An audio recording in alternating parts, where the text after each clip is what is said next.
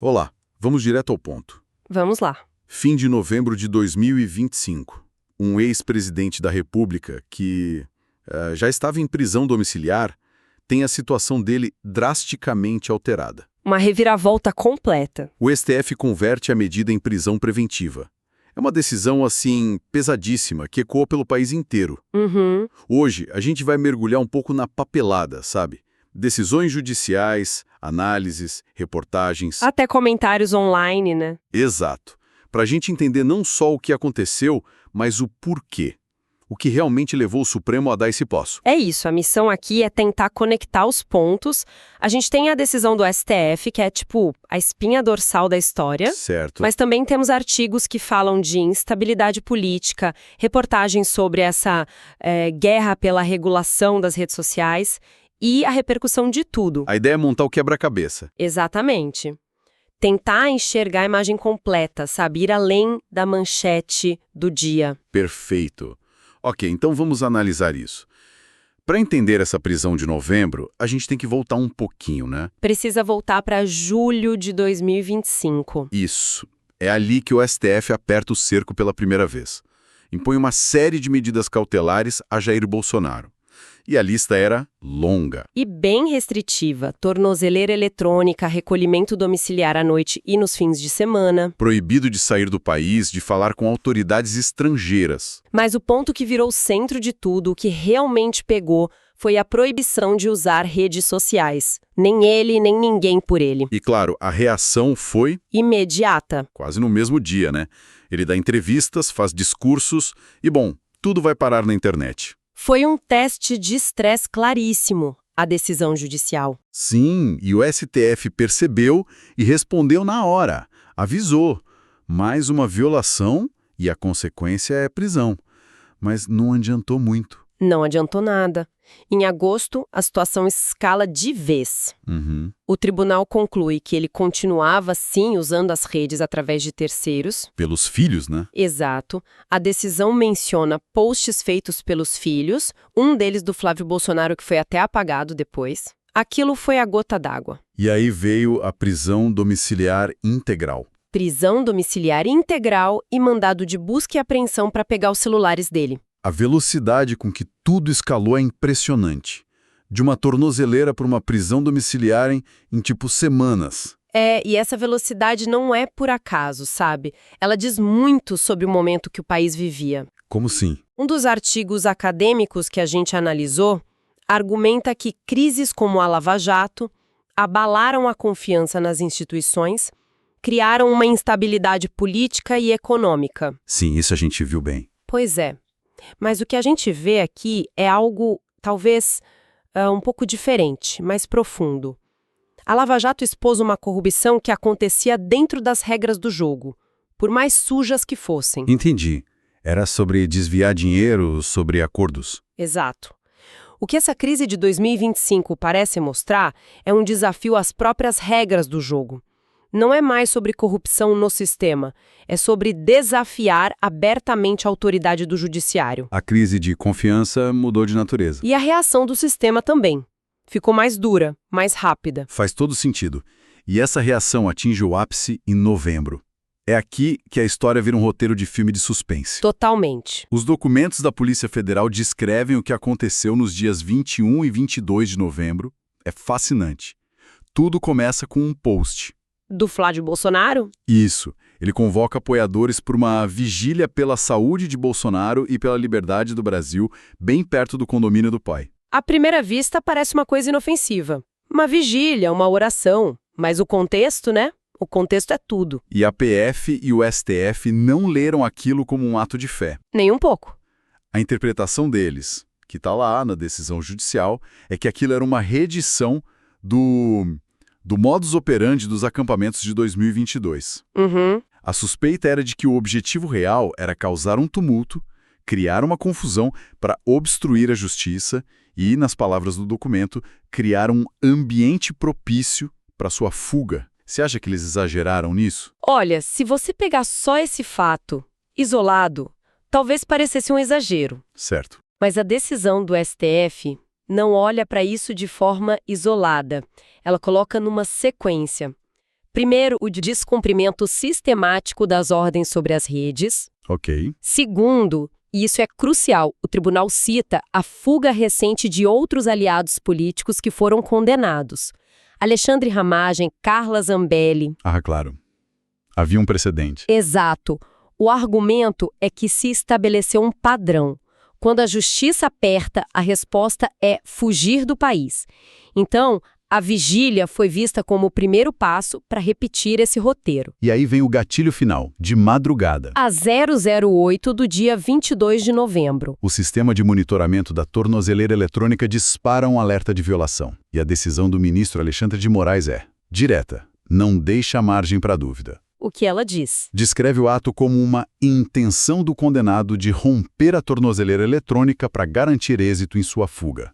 Fim da linha. Exatamente. Isso levanta uma questão bem importante sobre o Estado de Direito, né? O que a gente vê é o sistema judicial reagindo ao que ele percebe como uma ameaça contínua, uma ameaça iminente. Não era mais sobre os crimes do passado. Não. Era sobre uma sequência de atos que são lidos como uma afronta direta e um plano para escapar da punição. Isso me lembra uma reportagem da Veja que a gente tem aqui, sobre o tal efeito pedagógico das condenações do 8 de janeiro. Sim, a conexão é direta. As penas altíssimas para os executores, chegando a 17 anos de prisão, foram um recado muito claro. A mensagem era: acabou a brincadeira. Exato. E a prisão de uma figura tão central como Bolsonaro, nesse contexto, seria o ápice dessa mensagem. É o sistema judicial tentando dizer, da forma mais enfática possível, que ninguém está acima da lei. É uma demonstração de força. Uma demonstração de força diante do que ele considera um desafio à sua própria existência. Então, o que tudo isso significa?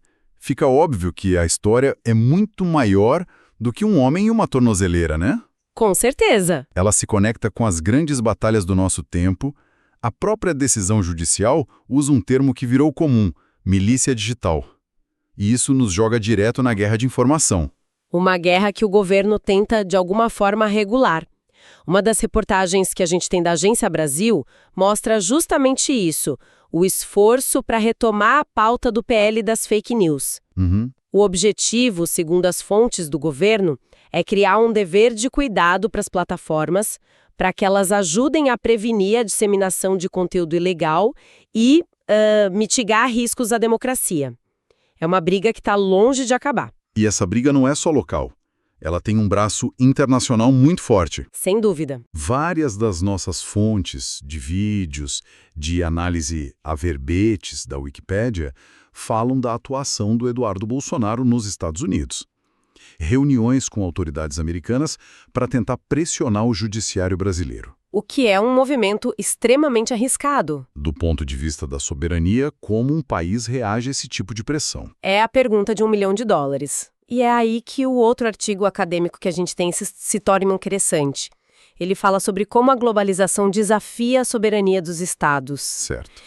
A tese é que o poder está se deslocando dos governos para atores globais, como as Big Techs. É aquela discussão: quem manda mais, o presidente de um país ou o CEO de uma empresa no Vale do Silício? E o artigo aposta nos CEOs. Exato. Mas aí vem a reportagem da Agência Brasil e diz: calma lá, talvez não no Brasil. Ela aponta o embate anterior entre o STF e o Elon Musk como um momento de virada. O momento em que a justiça brasileira bateu o pé. Isso. Afirmou a sua soberania, forçando uma Big Tech a cumprir as leis locais. E isso muda todo o contexto da ação do Eduardo Bolsonaro nos Estados Unidos. Muda completamente. No momento em que o Brasil sentia que tinha acabado de vencer uma batalha pela sua soberania digital, a tentativa de usar a máquina do governo americano para interferir na justiça local foi vista pelas autoridades não como uma articulação política, mas como um ataque. Como um ataque direto e inaceitável a essa soberania. A briga deixou de ser sobre política interna e virou uma questão de defesa nacional, por assim dizer. Uau! E todo esse turbilhão culmina numa sentença que é pesadíssima. Pesadíssima. E numa reação pública que mostra um país completamente fraturado. Vamos aos números da condenação decidida pela primeira turma do STF. 27 anos e 3 meses de prisão, sendo que 24 anos e 9 meses em regime inicial fechado. E não é só isso, né? Não. Tem uma multa e uma indenização por danos morais coletivos de 30 milhões de reais.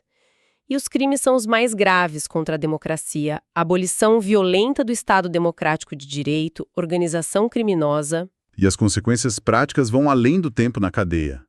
A condenação o torna inelegível por 8 anos, mas essa contagem só começa depois que ele cumprir a pena inteira. O que, na prática, é uma vida inteira. Sim. E ainda tem outra decisão pendente no Superior Tribunal Militar que pode custar a ele a patente de capitão. E se isso acontecer, ele perde o direito a uma cela especial. O que simbolicamente e na prática é uma queda enorme. Enorme. E a reação a tudo isso?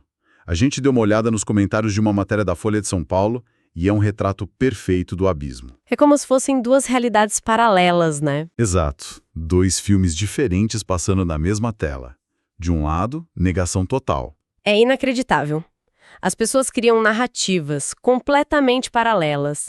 Teve gente que escreveu que a tornozeleira quebrou porque ele teve um surto psicótico. Eu vi isso. Ou que ele precisou da ajuda de um soldador para tirar. E outros falam em perseguição, convocam greve geral. E do outro lado, uma celebração da decisão, vista como um marco, e críticas a quem continua passando pano, como dizem. É impressionante. O mesmo fato, uma tornozeleira rompida, gera 2 explicações opostas.